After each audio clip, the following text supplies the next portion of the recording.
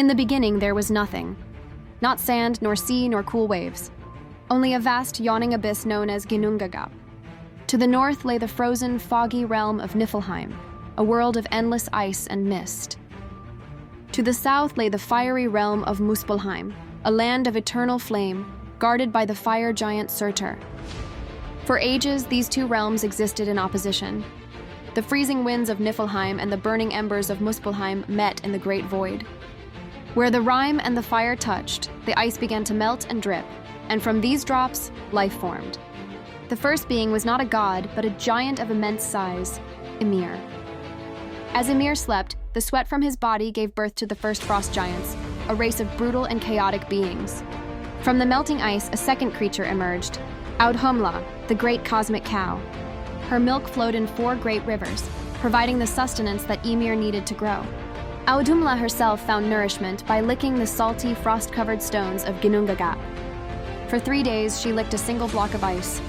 On the first day, a man's hair appeared. On the second day, a head was revealed. On the third day, the entire being was freed. He was Buri, the first of the gods, handsome, strong, and powerful. Buri had a son named Bor, who took for a wife the giantess Bestla. From their union, the first generation of true gods was born. Odin, the eldest and wisest, Vili, who shaped will and consciousness, and Ve, who governed the sacred senses. But these young gods saw that the cosmos was dominated by Ymir and his violent offspring. They knew that for a new world to be born, the age of giants had to end. A great war was coming, a conflict that would shatter the primordial silence and give shape to the universe itself. The 3 brothers gathered, their eyes set on the colossal form of Ymir. They were a new order, a force of creation in a universe of chaos, and they knew their destiny was to build, even if it meant first they must destroy. The age of chaos was over. The age of creation was at hand. Odin, Vili, and Ve, the 3 brother gods, declared war on the primordial giant Ymir. The battle that followed was cataclysmic. Though Ymir was immense and powerful, the brothers fought with the Creator's fury, their divine energy clashing against his raw, chaotic might. In a final, decisive strike, they vanquished the great giant, and his colossal body fell lifeless into the void of Ginnungagap. But his death was not an end, it was a beginning. From Ymir's wounds poured an ocean of blood, a torrent so vast it created a great flood that drowned almost the entire race of frost giants. Only one, Bergelmir, and his wife survived, escaping on a floating wooden chest. They fled to the desolate outer edges of the world, founding the realm of Jotunheim, and ensuring the eternal enmity between giants and gods. With the giants vanquished, the brothers began their great work. They carried Ymir's immense corpse to the center of Ginnungagap. From his flesh they fashioned the earth. His endless flow of blood they gathered to form the oceans, rivers, and lakes that encircle the lands. His mighty bones were heaved up to become the mountains and great ranges that scraped the sky, and his teeth and shattered jaws were ground down to become the rocks, pebbles, and sand of the shores. Ymir's hair became the trees and all kinds of vegetation, bringing the first green life to the new world. The brothers then took Ymir's great empty skull and hoisted it above the earth to form the dome of the sky. To keep it in place, they posted 4 dwarves at its corners, Nordri in the north, Sudri in the south, Ostri in the east, and Vestri in the west. They cast Ymir's brain into the sky above the land, where it became the clouds that drift on the winds. To illuminate their new creation, Odin and his brothers captured glowing sparks from the fiery realm of Muspelheim and set them in the heavens as the sun, moon, and stars. Finally, to protect the world they had made, they took the mighty eyebrows of Ymir and built a great circular fortress wall around the central part of the earth. This realm, the world of men, they named Midgard.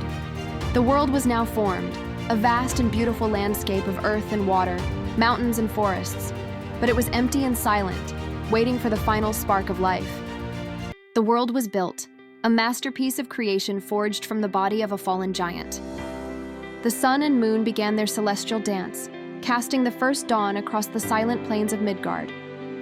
The mountains stood majestic, the oceans churned with restless energy, and forests grew thick and green. Yet for all its beauty, the new world was empty. It was a kingdom without subjects, a magnificent stage waiting for its actors. Odin, Vili, and Ve walked through their vast creation, admiring its form but feeling its profound silence. They felt that their world needed more than gods and giants. It needed beings who could appreciate its beauty, feel its joys, and live within the realm they had so carefully crafted. As they walked along a desolate seashore, the brothers happened upon two lifeless pieces of wood washed ashore by the tide. One was from an ash tree, strong and resilient. The other was from an elm, graceful and supple.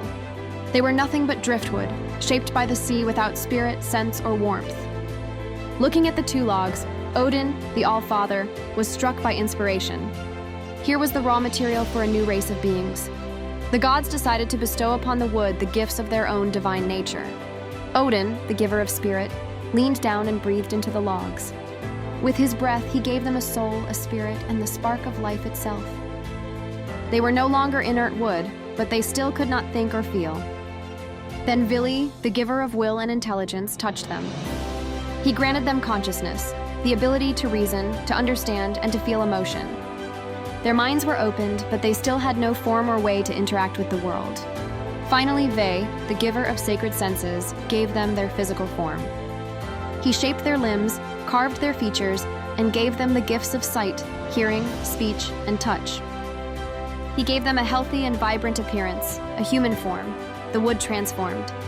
The ash log became the first man, whom they named Ask. The elm log became the first woman, whom they named Embla. They stood on the shore, blinking in the new light, two perfect beings filled with wonder and life. They were the parents of all humanity. Odin, Vili, and Ve presented them with the vast and beautiful world of Midgard as their home, a realm to cultivate, to populate, and to call their own. The cosmos was now complete. With gods in Asgard, giants in Jotunheim, and humanity in Midgard, the stage was set for the great sagas of the North, a world born from fire and ice, and given life by the breath of the gods.